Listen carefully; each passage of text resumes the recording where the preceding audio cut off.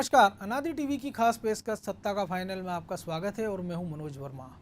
उपचुनाव के नतीजे से पहले सीएम शिवराज ने पहली बार एक ऐसा बयान दिया है जो कमलनाथ कई बार दे चुके हैं। कमलनाथ बार बार बीजेपी पर कांग्रेस विधायकों से संपर्क करने का आरोप लगाते आए हैं, लेकिन इस बार सीएम शिवराज सिंह चौहान ने पहली बार कहा है कि कमलनाथ हमारे विधायकों से संपर्क कर रहे हैं, लेकिन कोई भी विधायक टस से मस नहीं हो रहा है। खरीद फरोख्त के इन आरोपों के बीच ये तो माना जा सकता है कि चुनावी नतीजों के बाद प्रदेश में एक बार फिर जोड़ तोड़ की राजनीति देखने को मिल सकती है, क्योंकि नतीजों से पहले कांग्रेस बीजेपी ने सपा बसपा निर्दलीय विधायकों को साधने का प्रयास तेज कर दिया है। ऊपर से कमलनाथ मनोवैज्ञानिक दबाव बनाने के उद्देश्य से मतगणना कार्य में तैनात किए गए अधिकारियों और कर्मचारियों को चेतावनी भरे लहजे में हिदायत भी दे रहे हैं। कमलनाथ ने तो स्थानीय संगठन से बूथ टू बूथ मिली रिपोर्ट के बाद प्लान बी पर काम शुरू कर दिया है, जिसके लिए कमलनाथ ने 11 नवंबर को विधायक दल की बैठक बुलाई है। क्या नतीजों के बाद एक बार फिर जोड़ तोड़ की राजनीति देखने को मिलेगी? आखिर नतीजों के पहले बसपा और निर्दलीय विधायकों को साधने के मायने क्या है? आखिर कांग्रेस का प्लान बी क्या है? आज सत्ता के फाइनल में हम इसी मुद्दे पर चर्चा करेंगे, लेकिन इसके पहले देखिए हमारी ये खास रिपोर्ट। मध्य प्रदेश के इतिहास में पहली बार 28 सीटों पर एक साथ उपचुनाव और फिर कोरोना के बीच बम्पर वोटिंग ने प्रदेश के सियासी माहौल में तूफान ला दिया है। हालांकि अभी ये तूफान की शुरुआत है, लेकिन भाग्य विधाता मतदाता की वोटों की गिनती से पहले सियासी पार्टियों में लगातार हो रही बैठकों और बन रही स्ट्रेटेजी से ये तो साफ हो गया है कि दोनों ही राजनीतिक पार्टियां 10 नवंबर को आने वाले महापरिणाम रूपी तूफान के बाद प्रदेश में सीटों के अंक गणित और जादुई आंकड़े को हासिल करने की तैयारी कर रही हैं। और इसी बीच एक बार फिर कमलनाथ ने शासकीय अधिकारी और कर्मचारियों को मनोवैज्ञानिक दबाव बनाने के उद्देश्य से चेतावनी भरे लहजे में हिदायत दी है कि किसी भी पार्टी का संरक्षण लंबे समय नहीं रहता। मैं तो ये स्पष्ट करना चाहता हूँ, जो प्रशासनिक अधिकारी और पुलिस आज सोचते हैं कि ये राजनीतिक संरक्षण स्थायी होता है, वे सावधान रहें, क्योंकि आज इस सब चीजों का प्रमाण मौजूद है और 10 तारीख के बाद ये प्रमाण सामने लाया जाएगा। पीसीसी चीफ कमलनाथ की मतगणना के पहले शासकीय सेवकों को ये हिदायत बताती है कि वे शासकीय सेवकों पर मानसिक रूप से दबाव बनाकर निष्पक्ष रूप से मतगणना कराने की कोशिश में है। कमलनाथ को उम्मीद है कि अगर निष्पक्ष मतगणना हुई तो कांग्रेस का जीतना तय है। वहीं कमलनाथ के इस बयान के बाद प्रदेश में सियासत भी शुरू हो गई है। बीजेपी ने इसे कांग्रेस की घबराहट करार दिया है। कांग्रेस के अध्यक्ष और पूर्व मुख्यमंत्री कमलनाथ जी बौखलाए हुए हैं। उनकी स्थिति एक हारे हुए सेनापति की तरह हो गई है। आपने चुनाव के पूर्व भी देखा था कि उन्होंने प्रशासन को धमकाने की कोशिश की थी, स्पष्ट रूप से धमकाते हुए वे नजर आ रहे थे। और अभी फिर जो नया वीडियो हमने देखा है उसमें भी वो इसी तरह की उनकी प्रतिक्रिया फिर से दिख रही है। तो जो एक हारा हुआ व्यक्ति होता है उसे यही नहीं समझ में आता कि उसे करना क्या है। तो इस हार की जो घबराहट है वो स्पष्ट रूप से कमलनाथ जी में दिख रही है। उपचुनाव के नतीजों से पहले जिस तरह की बैठकें और जीत के दावों और आरोप प्रत्यारोप का दौर चल रहा है, उससे साफ संकेत मिल रहे हैं कि मध्य प्रदेश की राजनीति में एक बार फिर जोड़ तोड़ की राजनीति देखने को मिल सकती है। शुक्रवार को बसपा निर्दलीय विधायक की मंत्री भूपेंद्र सिंह से मुलाकात हुई। तब कमलनाथ ने बीजेपी पर विधायकों को प्रलोभन देने का आरोप लगाया था और कहा था कि मुझे सूचना मिल रही है कि बीजेपी के लोग कांग्रेस और निर्दलीय विधायकों को तरह तरह के प्रलोभन दे रहे हैं। मेरे कई विधायकों से चर्चा हुई है, कई विधायकों और स्वतंत्र विधायकों ने मुझे सूचना दी है कि किस प्रकार से उन्हें विभिन्न प्रकार के प्रलोभन दिए जा रहे हैं कि सौदा हो जाए और फिर से बोली बोल के अपनी संख्या बनाएं। मैं भारतीय जनता पार्टी को साफ और स्पष्ट बताना चाहता हूं कि मध्य प्रदेश की जनता ये ऐसी सरकार जो प्रदेश को कलंकित करती है कभी स्वीकार नहीं करेगी। कमलनाथ के इस बयान के बाद शनिवार को जब सीएम शिवराज और बीडी शर्मा 28 विधानसभा सीट पर प्रभारी और समन्वयक के काम की समीक्षा कर रहे थे, तब सीएम शिवराज ने कमलनाथ पर बड़ा आरोप जड़ दिया। सीएम शिवराज ने कहा कि कमलनाथ हमारे विधायकों को फोन कर रहे हैं, हमारे विधायकों से संपर्क कर रहे हैं, लेकिन बीजेपी का कोई विधायक टस से मस नहीं होगा। मध्य प्रदेश की राजनीति को कलंकित करने की शुरुआत कमलनाथ ने की। इस दौरान सीएम ने उपचुनाव में बीजेपी की ऐतिहासिक जीत का दावा भी किया है। भारतीय जनता पार्टी शानदार सफलता प्राप्त करेगी। वो कुछ करें तो मैनेजमेंट और कोई अपने मन से भारतीय जनता पार्टी में आ जाए तो वो गद्दारी। मेरा आरोप है कमलनाथ आज भी भारतीय जनता पार्टी के विधायकों को फोन कर रहे हैं, संपर्क करने का असफल प्रयास कर रहे हैं। अगर जोड़ तोड़ और खरीद फरोख्त की राजनीति की है, श्री कमलनाथ जी ने की है। मध्य प्रदेश की राजनीति में गंदगी लेके आए हैं तो कमलनाथ लेके आए। कितनी कोशिश कर रहे हैं कमलनाथ जी, भारतीय जनता पार्टी के कार्यकर्ता कितने ही फोन लगा ले, विधायकों को फोन कर रहे हैं। एक भी भारतीय जनता पार्टी का विधायक टस से मस नहीं होने वाला। इन आरोप प्रत्यारोप और बैठकों के दौर के बीच कमलनाथ ने भी अपने स्थानीय संगठन से बूथ टू बूथ मिली रिपोर्ट के बाद प्लान बी पर काम शुरू किया है। इस रिपोर्ट में दावा किया गया है कि कांग्रेस 28 में से 25 सीटें जीत रही है, बाकी सीटों पर कांग्रेस दूसरे या तीसरे नंबर पर रह सकती है। जिसके बाद कांग्रेस को उपचुनाव में भारी जीत की उम्मीद बढ़ गई है और उसने प्लान बी पर काम शुरू कर दिया है, जिसके तहत अगर उपचुनाव में कांग्रेस के ज्यादा विधायक जीते और बीजेपी बहुमत से कुछ दूर दिखाई दी तो कांग्रेस अपने विधायकों को जयपुर या रायपुर शिफ्ट कर देगी। जिसके चलते ही कमलनाथ ने 11 नवंबर को विधायक दल की बैठक बुलाई है। मतगणना के पहले प्रदेश की सियासत में हो रही उठापटक, वार पलटवार और बयानों के तीर से ये स्पष्ट है कि भाग्य विधाता के वोटों की गणना के दिन सीटों के अंक का गणित का महामुकाबला दिलचस्प होने वाला है। ऐसे में देखना ये अहम होगा कि जनता का जनादेश किसे झटका देता है और किसे राहत मिलेगी। अनादि टीवी के लिए अंकुर अध्वर्यु की रिपोर्ट। तो इस विषय पर और अधिक चर्चा करने के लिए हमारे साथ स्टूडियो से जुड़ गए हैं अनादि टीवी के एसोसिएट एडिटर प्रभु पटेरिया और ब्यूरो हेड ब्रजेश चौक से।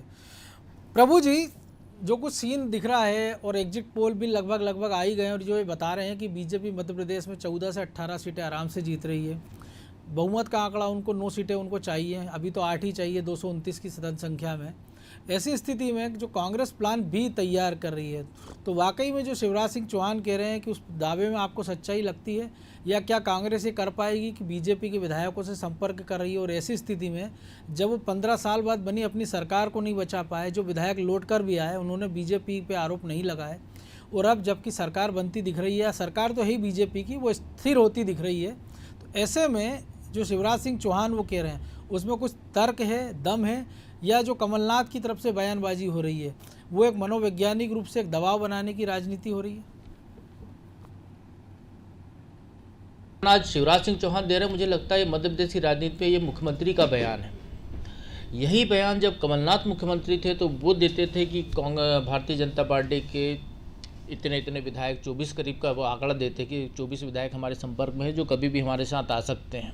एक डेमो भी दे दिया। हाँ, उन्हें 2 विधायकों को दिखाया भी था करके, और वही बयान अब शिवराज सिंह चौहान दे रहे हैं क्योंकि वो भी उसी पद पे विराजमान है मुख्यमंत्री की कुर्सी पर। तो वही बात वो कह रहे हैं कि कमलनाथ हमारे विधायकों के साथ संपर्क में है। तो कमल, इसमें नई बात कुछ भी नहीं है। कमलनाथ तो पहले दिन से कह रहे हैं, मतलब मार्च के पहले से कह रहे हैं। वो तो जब से मुख्यमंत्री की कुर्सी पर बैठे थे मेरे ख्याल से दिसंबर 2018 में, उसके बाद से लगातार कमलनाथ यही कह रहे हैं कि भाजपा के विधायक हमारे संपर्क में हैं और हम उनसे संपर्क साधे हुए हैं, जब जरूरत होगी तो वो आ जाएंगे हमारे साथ और सरकार हमारी ही रहेगी।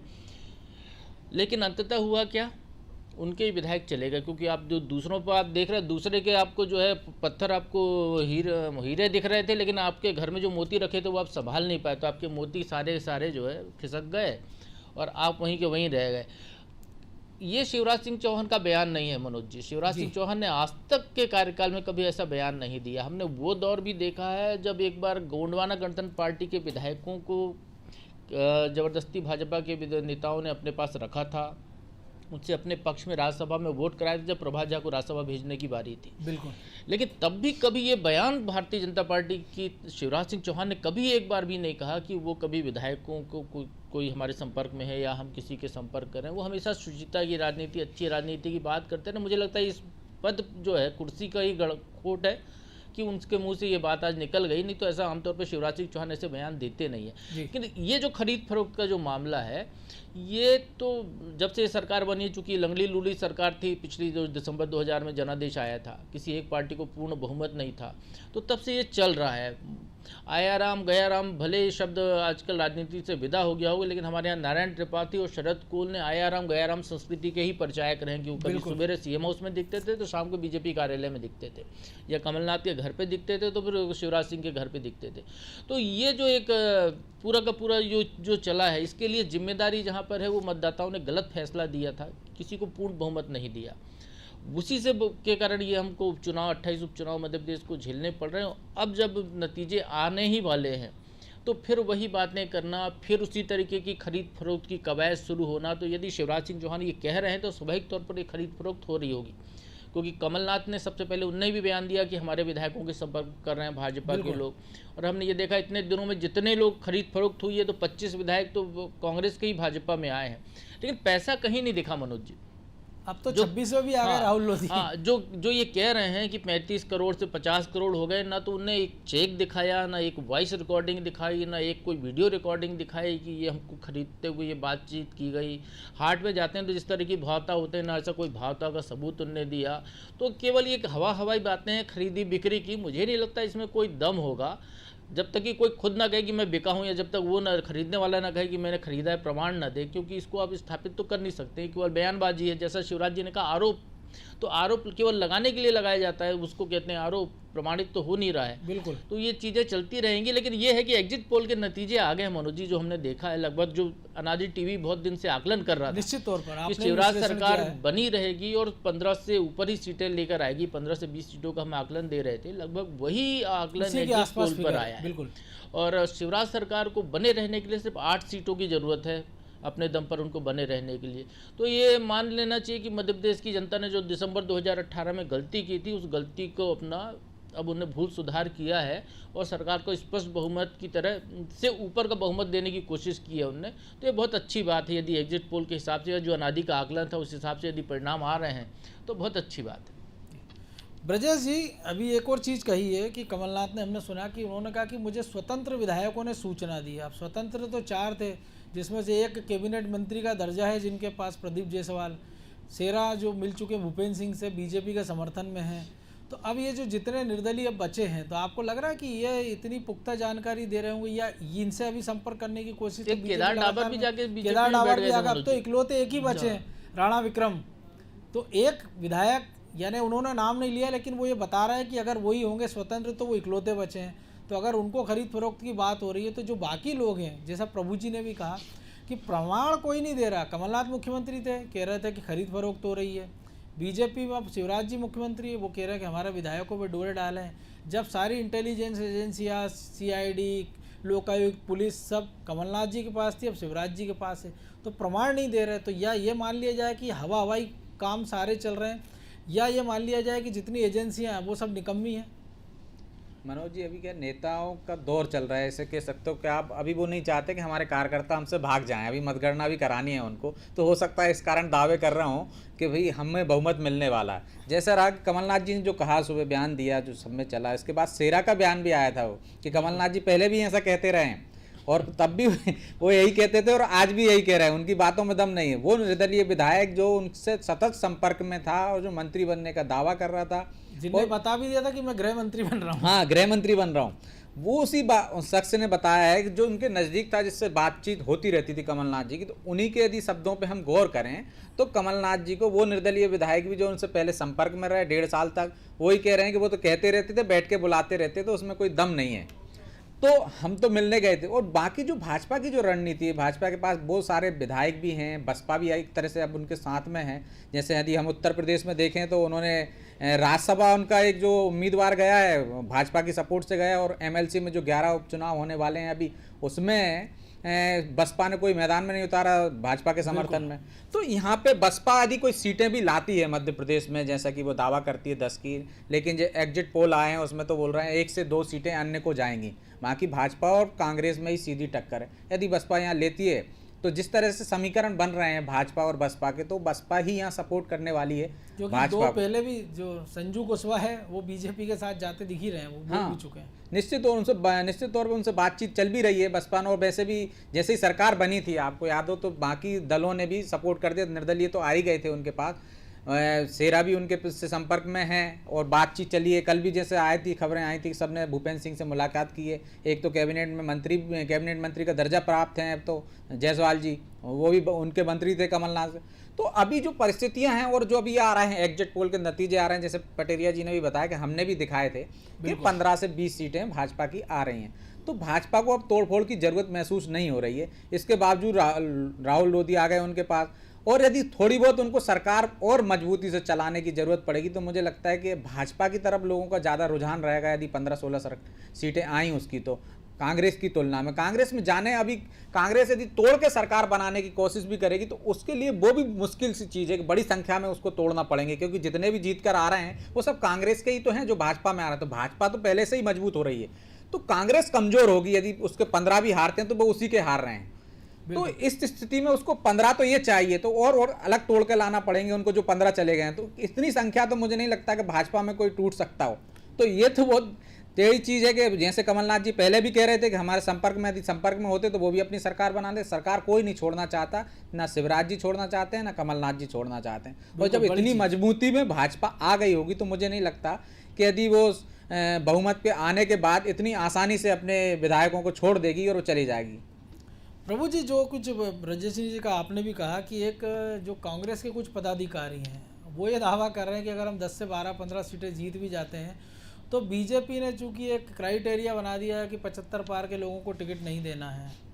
तो ऐसे कई सारे, उनका कहना है कि 2 दर्जन विधायक बीजेपी के हमारे संपर्क में जो 60 से ऊपर के या 70 के ऊपर के, तो वो हमारे संपर्क में, और जिस दिन कमलनाथ जी चाहेंगे वो कमल दल को छोड़ के कमलनाथ के पास आ जाएंगे। तो इस दावे में आपको लगता है कि बीजेपी को आप बेहतर उसकी संरचना, उसकी जमावट बुनावट को समझते हैं कि ऐसा कांग्रेस कुछ कर पाएगी? देखिए मनोज जी, पहली बात तो यह है कि जितना पैसा भारतीय जनता पार्टी पर आरोप लग रहा है उससे कई गुना ज़्यादा रकम कांग्रेस दे सकती थी, क्योंकि वो मध्य प्रदेश की सत्ता में थी, यदि उसको सरकार बचाए रखनी थी। तो मुझे तो ऐसा लगता है कि कमलनाथ जी या दिग्विजय सिंह जी वो खुद ही नहीं चाहते थे कि उनकी सरकार बनी रहे। जिस तरीके से कमलनाथ जी का एक जो ऑफ द रिकॉर्ड बयान आया था, बीच में प्रकाशित हुआ था कि दिग्विजय सिंह के भरोसे रह गया मैं और सरकार गंवा दी मैंने विधायकों को। बिल्कुल। तो इस तरीके से यदि हम देखें तो यदि ये चाहते दोनों तो सरकार बची रह सकती थी उनकी। यदि 35 करोड़ यदि कोई दे रहा है, यदि वो खुद ही कह रहे हैं 35 करोड़ में हमारे विधायक बिके, तो 50 करोड़ क्या वो 100 करोड़ दे सकते थे कि एक विधायक को। बिल्कुल। तो अब खरीदने की जो बात कर रहे हैं ये नौबत नहीं आती। कम से कम अपने लोग रहते, उनके अपने साथ रहते तो वो ज़्यादा बेहतर स्थिति में रहते। और भारतीय जनता पार्टी से कोई टूट कर 75 पार का भी टूट कर वहाँ चला जाए, क्योंकि उसको ये उम्मीद, भाजपा में है तो उसको ये उम्मीद है कि केंद्र और राज्य में भाजपा की सरकार, यदि अच्छा नेता है तो वो कहीं पर उसको राज्यपाल बना के बैठा देगा। उसका जो उसके परिवार के किसी व्यक्ति का, उसके परिवार के किसी व्यक्ति को कहीं अच्छी जगह एडजस्टमेंट हो जाएगा। और आप देखिए ना, बाबूलाल गौर जिनको बड़ी बेइज्जत करके मंत्री पद से हटाया गया था, वो कहीं नहीं गए। सरताज सिंह गए, उनकी क्या हालत है सबके सामने उदाहरण है। बिल्कुल। रामकृष्ण कुसमारिया एक उदाहरण है जिनको लौट के वापस आना पड़ रहा है। सब ये उदाहरण है जो भाजपा छोड़कर बाहर गए। समीक्षा गुप्ता, धीरज पटेरिया, है ना। तो ये तमाम लोग हैं जो भारतीय जनता पार्टी से, जिनको लगा कि उनका कद पार्टी से ऊपर है, वो जो चाहेंगे वो कर लेंगे या दूसरे दल में जाके वो सर्वाइव कर लेंगे। लेकिन वैसा होता नहीं है भारतीय जनता पार्टी के कारणों, क्योंकि दोनों के डीएनए में बहुत ज़्यादा अंतर है। कांग्रेस का डीएनए बिल्कुल अलग। हम ये नहीं कह सकते कि जो आज कांग्रेस के जो 26 लोग भारतीय जनता पार्टी में आए हैं, इनमें से जीत भी जाएंगे लोग, लेकिन ये कोई दावा नहीं कर सकता कि ये अब भारतीय जनता पार्टी में जब तक वो राजनीति करेंगे तब तक बने रहेंगे। ये भी एक बड़ी बात है। हाँ, क्योंकि उनका डीएनए भाजपा, क्योंकि अभी तक देख लीजिए आप मनोज जी, चाहे मोती सिंह एक सांसद थे वो आए थे, चाहे लक्ष्मण सिंह, दिग्विजय सिंह के छोटे भाई, वो भाजपा में आए थे। जितने भी नेता कांग्रेस छोड़कर भाजपा में आए हैं, चौधरी राकेश सिंह, अब ऐसे तमाम नेताओं के उदाहरण सामने हैं जो यहाँ पर अपना वजूद नहीं बना पाए भाजपा में, या तो लौट के गए या कहीं पर गुमनामी में विलीन हो गए। बिल्कुल। तो इसलिए ये आज ये मंत्री विधायक हमको दिखाई देते हैं, लेकिन अगले 2023 तक इनकी क्या स्थिति होगी ये भी नहीं कह सकते। तो यदि ये कांग्रेस में जाते हैं तो वहाँ इनकी क्या दुर्गति होने वाली है, क्योंकि वैसे ही भाजपा से उनको ये 75 पार वाली क्राइटेरिया पे वाले नेता हैं, तो वो कांग्रेस में जाकर वो कहाँ वजूद पा सकेंगे, क्योंकि भाजपा का नेता अपने दम पर नहीं जीतता मनोज जी, कांग्रेस का नेता अपने दम पर जीतता है। बिल्कुल। भाजपा का विधायक संगठन के दम पर जीता है। जिस संगठन ने कसम खा ली कि इसको नहीं जिताना है तो उसको हरा के मानेगा। तो इसलिए ऐसे भाजपा, अतीत में कई उदाहरण है हमारे हाँ, सामने। तो इसलिए भाजपा का जो नेता है वो ऐसा दुस्साहस तो नहीं कर पाएगा जैसा कांग्रेस के लोगों ने कर लिया है, और ये केवल एक अतिशयोक्ति और बड़बोलापन है कांग्रेस नेताओं का। मैं तो ये कहता हूँ कि आपके पास यदि है प्रमाण तो आपने एक 15 साल बाद मिली सरकार क्यों गंवा दी? आप एक विधायक तो खरीद के बता दीजिए, या आप कम से एक कम विधायक आप अपने पाले में, वो जो दो लिए थे नारायण त्रिपाठी और शरद कौल, उनको अपने पाले में रख के बता देते, या किसी एक का इस्तीफा करा के आप हाँ वहीं से जी। चुनाव लड़के चले जाते तो एक मैसेज चला मैसेज जाता। चला जाता। बिल्कुल कोई मैसेज खेल नहीं। जबकि इसी कांग्रेस के नेता अजीत जोगी को आप याद कीजिए, छत्तीसगढ़ के जब वो मुख्यमंत्री बने थे तो उनको जो सीट चाहिए थी तो उन्होंने भाजपा के विधायक से इस्तीफा कराया, उसकी सीट पर चुनाव लड़कर वो गए थे। यहाँ पर तो उल्टा कमलनाथ जी ने अपने ही विधायक को हटाया और अब सवाल कर रहे हैं लोगों से कि वो चुनाव तो किसी विधायक के निधन पर ही होता है। तो वो जिसका सीट रिक्त कराई थी, तो हमको तो ये पता है कि अभी ऐसा कुछ उनके साथ हुआ नहीं दुर्घटना, लेकिन परिवार में 2 उदाहरण है, पत्नी का भी और खुद का भी। हाँ, तो इस तरीके की बातें करने वाली ये पार्टी है, केवल मतलब वो जो बोलती है और जमीनी आधार पर जो दिखती है उसमें बहुत ज़्यादा अंतर है। तो कांग्रेस को यदि आगे राजनीति में रहना है तो अपने रीति नीति आचरण व्यवहार में सुधार करना होगा, मुझे लगता है। विजय जी, जो कुछ प्रभु जी ने कहा, आपने भी कहा कि अब चूंकि अब एग्जिट पोल लगभग उसी के आसपास है, और बिहार के एग्जिट पोल जो बता रहे हैं वो ये बता रहे हैं कि बहुत नज़दीकी मामला है, लेकिन मध्य प्रदेश में ऐसा कुछ है नहीं, एक लंबा अंतर है, क्योंकि मौजूदा स्थिति में भी लगभग 20 सीटों का अंतर है दोनों दलों में, और नतीजों के बाद ये अंतर और बढ़ जाएगा। तो ऐसी स्थिति में जब ये खरीद फरोख्त की बात हो रही है, आपने भी कहा कि बहुत सारे विधायक खरीदने होते, तो अब आपको नहीं लगता कि प्लान बी के बजाय प्लान सी पे काम करना चाहिए कांग्रेस को? कि प्लान सी मतलब कांग्रेस के सर्वाइवल का प्लान, कि भाई अध्यक्ष जो रहेगा कौन रहेगा। और जैसे हम हमारा टीवी स्क्रीन पर दर्शकों को बता दें कि एमपी का एग्जिट पोल भी हम बता रहे हैं, जिसमें हम एमपी में जो है 15 से 17 सीटें कांग्रेस को, बीजेपी को माफ़ कीजिए जा रही है, और 12 से 14 कांग्रेस को, 2 अन्य को, वो बसपा भी हो सकती है, निर्दलीय भी हो सकते हैं। तो इन सब के बीच में कि सर्वाइकल का प्लान कांग्रेस बनाए कि अब 3 साल फील्ड में कैसे उतरना है, क्योंकि इतना मजबूत विपक्ष मध्य प्रदेश में ना तो पहले 7 महीने पहले कभी था, ना आज 8 महीने बाद हैगा, कि इतना नज़दीकी इतना तगड़ा विपक्ष मध्य प्रदेश की राजनीति में हो, जो कि चाहे तो सरकार को एक भी दिन एक भी घंटा चैन से ना बैठने दे।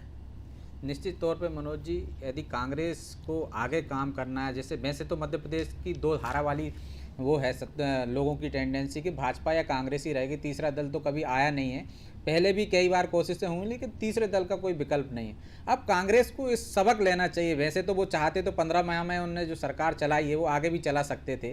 जैसे हमने राजस्थान में देखा कि यदि वहाँ तोड़फोड़ की कोशिश की तो पूरा इंटेलिजेंस डिपार्टमेंट आपका था, सब कुछ था, वो टैप ले आए थे, अपने ही लोगों की जासूसी कर रहे थे, लेकिन आपके 25 लोग चले गए, कब चले गए, कहाँ चले गए, आपको पता नहीं चल पाया।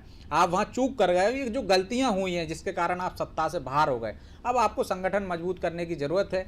तो जो नई पीढ़ी को एक लाना पड़ेगा कांग्रेस को, वो तो मुझे लगता है कि 10 के बाद उनको ये होगा ही, कांग्रेस में बड़े पैमाने पे बदलाव होगा यदि वो सत्ता में नहीं आ पाए। वो सत्ता में आ जाते हैं तो फिर संगठन तो दरकिनार हो जाता है, या उसको सेकंड पार्ट हो जाता है पार्टी का, फिर उसको इतना मजबूत करने की कोशिश कोई भी नहीं करता। सिर्फ एक भाजपा को छोड़ दो जो संगठन से मजबूत है, नीचे से लेकर ऊपर तक, वो संगठन कभी कमज़ोर नहीं है। 15 साल हम सत्ता में रहे, भाजपा सत्ता में रही, इसके बाद भी संगठन पर ज़्यादा कमज़ोर नहीं होने दिया संगठन। लेकिन वही दिग्विजय सिंह के शासन को देखो आप, कि जब कांग्रेस सत्ता में थी मनोज जी, तो संगठन की क्या हालत थी, कैसे कैसे अध्यक्ष बने थे और संगठन और नीचे चला गया था। संगठन पे ध्यान नहीं दिया जाता कांग्रेस में, उसका खामियाजा मुझे आज भुगतना पड़ रहा है। भाजपा मजबूती से क्यों है, हम 15-17 का हमारा ये है, मुझे लगता है कि 20 से भी ऊपर जा सकते हैं जिस तरह कुछ से नज़दीकी मुकाबले, हाँ नज़दीकी मुकाबले, क्योंकि उसकी रीजन एक है ना मनोज जी कि भाजपा जो चुनाव में लड़ी उसके साथ बहुत सारी ताकतें थी। एक तो ज्योतिरादित्य सिंधिया जो कांग्रेस से आ गए, कांग्रेस को कमरोज करके, उसके पास संगठन की एक ताकत थी और शिवराज जी थे।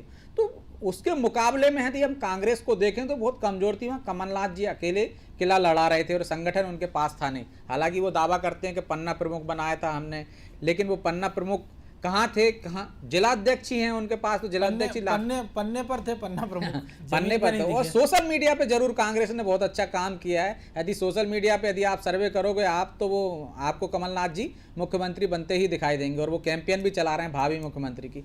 लेकिन मुझे लगता है कि ये नतीजे जब आ जाएंगे 10 के बाद, कांग्रेस को सबक लेने की जरूरत है, कांग्रेस को एक नया संगठन मध्य प्रदेश में खड़े करने की जरूरत है, गढ़ने की जरूरत है, उसको यूथ को आगे लाने की जरूरत है। उनके पास जो यूथ चेहरे बचे हैं, एक पिछड़ा वर्ग से आते हैं अरुण यादव, वो हैं, आपको जीतू पटवारी हैं, और नई पीढ़ी में जो अभी उभर रहे थे, जो कोशिश कर रहे थे और जिनके पीछे बैक सपोर्ट है, जैसे दिग्विजय सिंह के सुपुत्र हैं, कमलनाथ जी के जयवर्धन है, सुपुत्र नकुलनाथ है, हैं। बिल्कुल। तो ये इन लोगों को आगे लाना ही पड़ेगा, आप तब कांग्रेस आगे जाके काम कर सकती है। जैसे कि आपने कहा कि मजबूत विपक्ष है, निश्चित तौर पे ज़्यादा अंतर नहीं है आपके पास। यदि जो आंकड़े अभी आ रहे हैं हमारे सामने 15-17 से हैं, तो भाजपा को पूरे समय तक, वो अगले 3 साल तक उनको विपक्ष, मजबूत विपक्ष की भूमिका में आना चाहिए, पूरे एक से एक मुद्दों पे लड़ना चाहिए, जैसा कि कांग्रेस कर नहीं पाती। हम जैसे देखते आए हैं पिछले 15 साल में भी विपक्ष नहीं, उनका तो विपक्ष का उपनेता ही टूट के चला जाता है। तो ये डर तो आगे भी कांग्रेस को बना ही रहेगा, मुझे लगता है। बिल्कुल। बड़ी बात यही है कि उनके नेता पुत्रों के पीछे तो नेताओं का सपोर्ट है, लेकिन कांग्रेस के पीछे किसी का सपोर्ट नहीं, ना नेताओं का भी सपोर्ट नहीं है। बहरहाल उस आप दोनों का बहुत धन्यवाद, क्योंकि समय अब और इजाज़त नहीं देता। तो निश्चित तौर पर कांग्रेस को मंथन करना होगा कि चूक कहाँ हो रही है, या ये गलती ये हो सकती है कि जब कमलनाथ मुख्यमंत्री बने तब वो जो बीच का समय उन्होंने 15 महीने गवाया, तब किसी एक ऐसे नेता को, भले वो उनका भरोसेमंद होता, उसको वो पार्टी की कमान सौंप देते, जो कि संगठन को मजबूत करता। और शायद वो जो नाराज़ लोग, जो कि सरकार से जिनसे मुताबिक नहीं हो पाते थे, उनसे बात नहीं हो पाती थी, चाहे वो मुख्यमंत्री हो बाकी लोग, तो वो संगठन में अपनी बात कह पाते, तब शायद हो सकता है कि कांग्रेस की स्थिति बेहतर होती और प्रदेश में उनकी सरकार बरकरार रहती। लेकिन अब भी कांग्रेस के पास समय है कि अगर वो 10 तारीख के बाद 11 तारीख आने की बात कर रहे हैं, तो वो प्लान सी, यानी कांग्रेस के सर्वाइकल की बात करें, उसके बेहतरी के लिए काम करें, तो जो आने वाला 3 समय तो कांग्रेस मजबूत होगी। क्योंकि किसी भी देश में एक मजबूत विपक्ष इसलिए भी ज़रूरी है क्योंकि उसका अंकुश सत्ता पक्ष को निरंकुश नहीं होने देता। तो उम्मीद की जाना चाहिए कि कांग्रेस इससे सबक लेगी। और बीजेपी जो कि अब आरोप लगा रही है कि इनके विधायकों को खरीदने की कोशिश हो रही है, तो सरकारी एजेंसियां उनके पास है, तमाम सारे सिस्टम उनके पास है, और उनके अपने लोग हैं जिन पर उनका भरोसा कायम है, तो उनको आगे लाए और वो जो दावे के साथ कह सके कि फलाना आदमी ने उनको फलाने टाइम में फ़ोन किया था, ये लालच दिया था, ये ऑफर दिया था, अगर ऐसा वो कर पाए तो ये जो गंदगी मची हुई, जिसके बारे में शिवराज सिंह चौहान ने कहा था कि मध्य प्रदेश की राजनीति में गंदगी मची, शुचिता खत्म हो गई है, और इसको गंदगी लाने का क्रेडिट उन्होंने कमलनाथ को दिया था, तो इससे बहुत हद तक निजात मिल सकती है। सत्ता के फाइनल में आज इतना ही, मुझे दीजिए इजाज़त, और आप देखते रहिए अनादि टीवी। नमस्कार।